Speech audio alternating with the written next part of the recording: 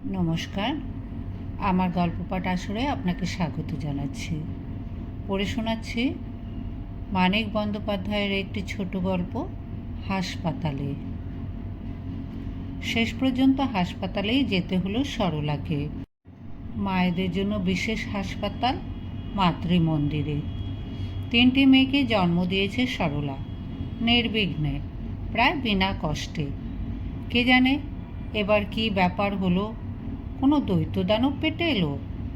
অল্প অল্প প্রসব বেদনার সঙ্গে এমন কতগুলি লক্ষণ দেখা দিল যে ডাক্তার সরাসরি হাসপাতালে পাঠাবার ব্যবস্থা দিল। বাড়িতে রীতিমতো বিপদের আশঙ্কা আছে। প্রথমে সরলা ভয়ে ভাবনায় একটু দিশেহারা হয়ে গিয়েছিল, কিন্তু হাসপাতালে বড় হলঘরটিতে কয়েকজন নতুন মা ও হবু মার মধ্যে ঠাঁই পাওয়ার অল্প সময়ের মধ্যেই নিজেকে সে সামলে নিতে পারে। সরলা চিরদিন খুব মিশুকে, বেড ছেড়ে নামা বারণ। নিজের বেডে শুয়ে বসেই সে কাছাকাছি বেডের অধিকারিণীদের সঙ্গে আলাপ জমিয়ে নেয়। এপাশের বেডে প্রায় তার সমবয়সী এবং প্রায় তারই মতো সেকেলে 4টি সন্তানের মা প্রভাকে তার ভালো লাগে না। তার মুখে কেবল নিজের দুঃখ দুর্দশার গাউনি। এতগুলি নতুন মা আর হবু মার একমাত্র তারই যেন মন্দ কপাল। ওপাশের বেডে অল্প বয়সী মণিমালাকে তার খুব পছন্দ হয়। 3 দিন আগে মণিমালার একটি মেয়ে হয়েছে। যতই স্মার্ট আর একেলে মেয়ে হোক, প্রথম কচি মেয়েটাকে নিয়ে কী বিব্রতই সে হয়ে পড়েছিল। জগৎ জোড়া জীবনের খেলা চালিয়ে যাওয়ার কাণ্ড কারখানায় আনাড়ি অবুঝ খেলোয়াড়নির মতো প্রথম জড়িয়ে পড়ে। অল্প অল্প প্রসব বেদনা নিয়ে সরলা তাকে 3 দিন 2 রাত্রি বোঝায়, দেখায়, হাতে নাতে শেখায় কী করে কচি বাচ্চা সামলাতে হয়। বেড ছেড়ে নামার নিষেধাজ্ঞাটা বারবার অবহেলা করে। একদিনেই যেন ভাব জন্মে যায় কাঁচা ও পাকা দুটি মায়ের মধ্যে। 3য় দিন বিকালের দিকে বড়ই অস্বস্তি বোধ করতে শুরু করলো সরলা। বেদনা খুব তাড়াতাড়ি বাড়তে থাকে, কিন্তু 3 বারের অভিজ্ঞতার সঙ্গে মিলিয়ে এই বেদনাকে যেন প্রসব বেদনা বলে সরলা চিনতেই পারে না। স্ট্রেচারে করে তাকে নিয়ে যাওয়া হয় প্রসবাগারে। রাত 10টায় সে জ্ঞান হারায়। বাচ্চাটাকে কেটে বার করার সম্ভাবনার কথাও 2-1বার উঁকি দিয়ে যায় ডিউটিরত ডাক্তারের মনে, কিন্তু রাত 1টা নাগাদ যন্ত্র দিয়ে টেনে বার করা সম্ভব হয় সরলার ছেলেটাকে। আধ ঘন্টা পরে তাকে ও বাচ্চাটাকে ফিরিয়ে নিয়ে যাওয়া হয় বেডে। অন্য হবু মায়েদের প্রসবাগারে নিয়ে যাওয়া বিষম রকম জরুরি হয়ে দাঁড়িয়েছে, নিত্যকার ব্যাপার। প্রয়োজনের তুলনায় প্রায় যেন জোড়াতালি দেওয়া ব্যবস্থা, কোনো রকমে কাজ চালিয়ে যাওয়া। ঘণ্টাখানেক পরে জ্ঞান ফিরে আসতে শুরু হয়। সুগভীর বেদনা চেতনাহীন অতল গহ্বর থেকে সরলা উঠে আসতে থাকে নবতম মাতৃত্বের চেতনা ও অনুভূতির স্তরে। ভালো করে জ্ঞান ফিরে আসার আগেই সরলা টের পায় তার বিয়ানো বাচ্চাটা কাঁদছে না, নড়ছে না। বৈদ্যুতিক শক লাগার মতোই অনুভূতিটা যেন 2-4 মিনিটের মধ্যে তার সমগ্র চেতনাটাকে টনটনে করে তোলে। কি করা যায়? ডাক্তার বা নার্স কেউ কাছে নেই। সরলা মাথা তুলবার, উঠে বসবার চেষ্টা করে, ক্ষমতায় কুলোয় না। কি করা যায়? নজর পড়ে পাশের বেডে ঘুমন্ত মণিমালার দিকে। সরলা ক্ষীণ স্বরে তাকে ডাকে, তারপর মাথার বালিশটা ছুঁড়ে মারে, কিন্তু নরম বালিশের গায়ে কি ঘুম ভাঙে প্রথম বিয়নী কাঁচা বয়সী মার? সরলা অগত্যা কাঁচের গেলাসটাই ছুঁড়ে মারে। একবারে মাথায় গিয়ে লাগে গেলাসটা, মেঝেতে পড়ে ঝনঝন করে টুকরো টুকরো হয়ে যায়। অস্ফুট আর্তনাদ করে মণিমালা, ধর্মর করে উঠে বসে। সরলা ক্ষীণ স্বরে বলে, বাচ্চাটা কাঁদছেও না, নড়ছেও না, মরে গেছে নাকি দেখবে একবার? কাঁচের গেলাসের আঘাতে সিঁথির পেছন দিকটা জখম হয়েছিল। মণিমালা এদিকে পেছন ফিরে ঘুমোচ্ছিল। ঘন কালো চুলের নিচে চাপা পড়ে যায় তাজা রক্ত। সরলা বহুদিন জানতেও পারেনি যে গেলাস ছুঁড়ে মেরে মণিমালার মাথায় রক্তপাত ঘটিয়ে সে নবজাত সন্তানকে বাঁচাবার চেষ্টা করেছিল। অতি কষ্টে হলেও মণিমালা ব্যস্ত সমস্ত হয়ে উঠে বাচ্চাটাকে কাঁদাবার এবং নড়াচড়া করাবার অনভ্যস্ত প্রক্রিয়া ঘটিয়ে ব্যর্থ হয়ে নিজে গিয়ে ডেকে আনে ঘুমন্ত ডাক্তার গোস্বামীকে। বাচ্চাটার কচি গা ফুঁড়ে প্যাঁট করে একটা ইঞ্জেকশন দিয়ে চটপট সেঁক ইত্যাদি আরও কয়েকটা জরুরি ব্যবস্থা করে ডাক্তার গোস্বামী মণিমালাকে বলে, দেরি হয়ে গেছে, কি হয় দেখা যাক। সঙ্গে সঙ্গে সরলা ক্ষীণ স্বরে কেঁদে ওঠায় ডাক্তার গোস্বামী ও মণিমালা দুজনেই বিব্রত বোধ করে। কদিন ধরে কষ্ট পেয়ে আসছে, কয়েক ঘন্টা অজ্ঞান হয়েছিল।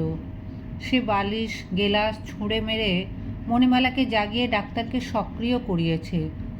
ডাক্তারের নিচু গলায় বলা প্রতিটি কথা শুনে ক্ষীণ স্বরে কাঁদছে।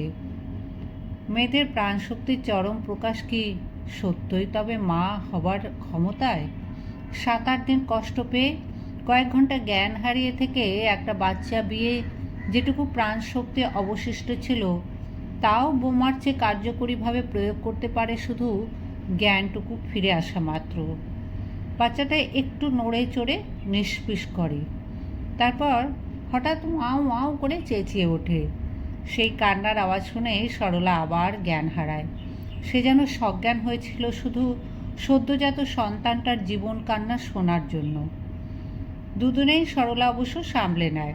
হেসে খেলে অবহেলার সঙ্গে 3-3টে মেয়ে বিয়েনো পাকাপোক্ত মা তো 2-1 দিনের মধ্যেই ছেলেকে বুকে নিয়ে বাড়ি ফেরার প্রস্তুতি শুরু করে দেয়। হাসপাতালে ভাড়া করা বেডে ছেলে বিয়েনোর খরচা বড় বেশি চড়া। মণিমালা আগের দিন বাড়ি ফিরবে, সরলা ছুটি পাবে পরদিন। মণিমালা জিজ্ঞাসা করে, খুশি হয়েছেন তো? ছেলে হয়েছে? খুনে ছেলে, প্রায় খুন করে ফেলেছিল। মণিমালা একটু ভেবে বলে, এখন আপনাকে বলি, দোষ হবে না। জানেন, এই হাসপাতালে আমার মা ছেলে বিয়েতে এসে মরে গিয়েছিল। ভাইটা বেঁচে আছে। আপনাকে শুধু কষ্ট দিয়েছে নির্দোষ অজ্ঞান বেচারা আমার খুনে ভাইটা, মাকে খেয়ে শেষ করেছিল। সরলা চমৎকৃত হয়ে জিজ্ঞাসা করে, তোমার ভয় হলো না এই হাসপাতালে আসতে? মণিমালা শীর্ণ সুন্দর মুখে হাসি টানার চেষ্টা করে বললে, ভয় কি জানি, সব যেন কেমন গুলিয়ে গিয়েছিল। 10 মাসের পেটের দায়টা ঠিকমতো নামানো ছাড়া কোনো ভাবনা চিন্তা ছিল না। নিজে মরব কি বাঁচব মোটেই তা ভাবিনি। সরলা হেসে বলে, ওটাই তো আসল কথা, নইলে এত ঝঞ্ঝাট এত যন্ত্রণা সয়ে তুমি আমি মা হতে চাইতাম? মুশকিল তো ওইখানে, এতেই আমরা বাঁচার মজা পাই। খুশি মনে বারবার মা হতে চাই। ঠিকানা নেওয়াই ছিল। ছেলের ঘাড় শক্ত হতেই সরলা তাকে নিয়ে মণিমালার 2খানা ঘরে ছোট ফ্ল্যাটে গিয়ে হাজির হয়। ছেলেকে মণিমালার কোলে তুলে দিতে দিতে বলে, যা আসল মায়ের কাছে যা, আমি তো শুধু বিয়ে ছিলাম, এই মা তোর প্রাণ বাঁচিয়েছে। বলে মণিমালার মেয়েটাকে কোলে তুলে নেয়।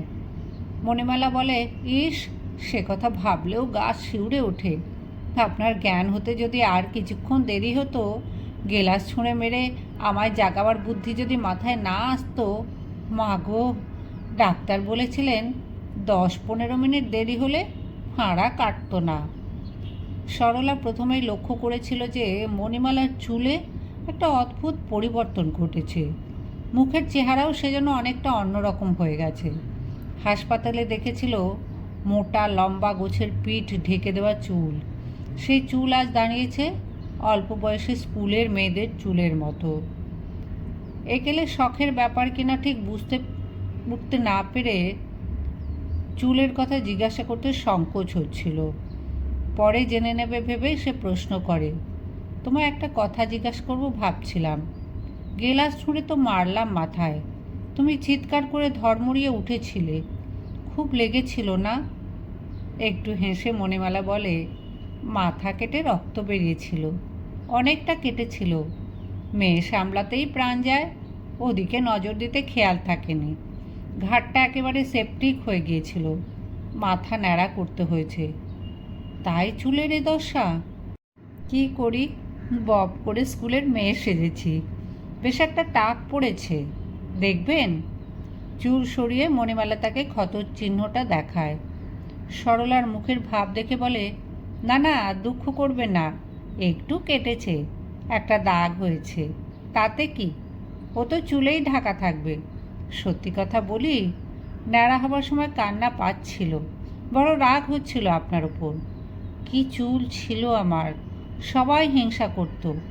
ন্যাড়া হওয়ার পর কিন্তু আস্তে আস্তে ভারী আরাম লাগতে লাগলো। আয়নায় মুখ দেখে মনটা খানিক্ষণ বিগড়ে যেত, কিন্তু তারপরেই ভারী স্বস্তি লাগতো। মণিমালা একটু হাসে, সহজ শান্ত হাসি। বেঁচেছি মনে হয়, মোটা গোছের লম্বা চুল থাকার সোজা ঝঞ্ঝাট মেয়ে নিয়েই পারি না, একটা বোঝা থেকে যেন রেহাই পেয়েছি। সরলা বলে, তোমার চুলের বাড় আছে, দেখতে দেখতে আগের মতো হয়ে যাবে, আরও হয়তো ভালো হবে। নাড়া হলে চুল বাড়ে। মণিমালা মাথা নেড়ে বলে, চুল আর আমার বাড়বে না, বাড়তে দিলে তো বাড়বে না, আমার দরকার নেই এক গাদা চুলের মস্ত বাহার খোঁপার। অন্যদের মনে হিংসা জাগাবার বিশ্রী সুখও আমি চাই না। মা গো, চুল নিয়ে কি হাঙ্গামা, শুধু তেলের কি খরচ চুলের পেছনে।